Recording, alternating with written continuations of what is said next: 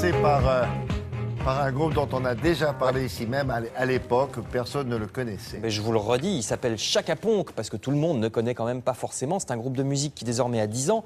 Vous allez voir les articles dans Le Parisien aujourd'hui en France, dans Libération ou dans 20 minutes. C'est un de ces groupes qui remplissent Bercy en un clin d'œil. J'ai regardé sur le site web de Bercy. C'est quasiment plein, donc dépêchez-vous parce que c'est ce soir. Alors ils ont comme spécialité d'être très inventifs. Ils font tout eux-mêmes, les vidéos utilisées dans leurs concerts par exemple. Pour ce qui est du genre, c'est à la fois rock, métal, électro, hip-hop. Libération dit que l'intérêt musical est limité, je cite, donc ça doit être vraiment très bien, parce que Libération n'aime jamais rien.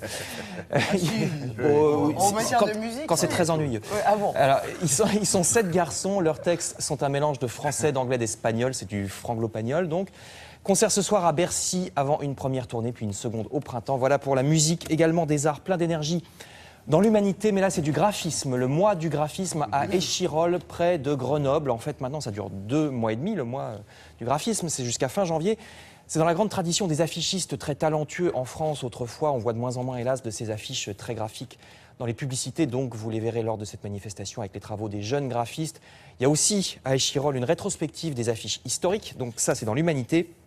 Et puis une polémique sur un film sorti la semaine dernière en France, mais qui est interdit aux moins de 17 ans aux États-Unis. Alors pourquoi? C'est quand même bizarre. Parce que c'est un film sur un vieux couple qui est confronté à l'usure des sentiments. Il n'y a pas de sexe, il n'y a pas de violence. Mais c'est un vieux couple de 2 messieurs. Ça s'appelle Love is Strange, film américain en ce moment dans les salles, qui en France n'est assorti d'aucune interdiction, évidemment. Contrairement aux USA. Je passe maintenant à l'histoire de France. 2 livres sur l'histoire de France et sa place dans notre société. Ça pose une question. Désormais, on est tellement mondialisé, anglicisé, chinisé. Est-ce qu'on aime encore se reconnaître dans Clovis, Jeanne d'Arc ou le fameux Nos ancêtres les Gaulois? Est-ce que tout ça est suranné ou pas? Quelle serait la nouvelle histoire de France à définir pour l'avenir? Alors les 2 livres s'appellent L'histoire, une passion française de Laurent Afzou chez Belin et Quelle histoire pour la France, Dominique Borne chez Gallimard. Enfin, je termine avec Le Figaro qui nous parle.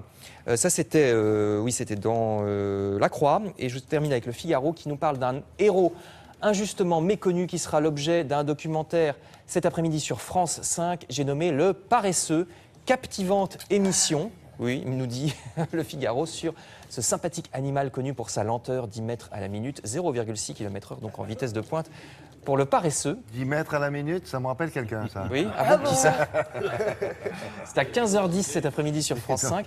Ah non, mais le Figaro dit que c'est captivant. Oui, très bien. C'est à l'heure de la sieste. C'est à l'heure de la sieste, voilà. C'est ça qui lui a... vous parliez de mélange entre le français et l'espagnol. Lydie Salver, qui vient d'avoir un prix, elle parle de fragnol. De fragnol. C'est joli, non? Oui, oui, oui. Allez, on continue avec...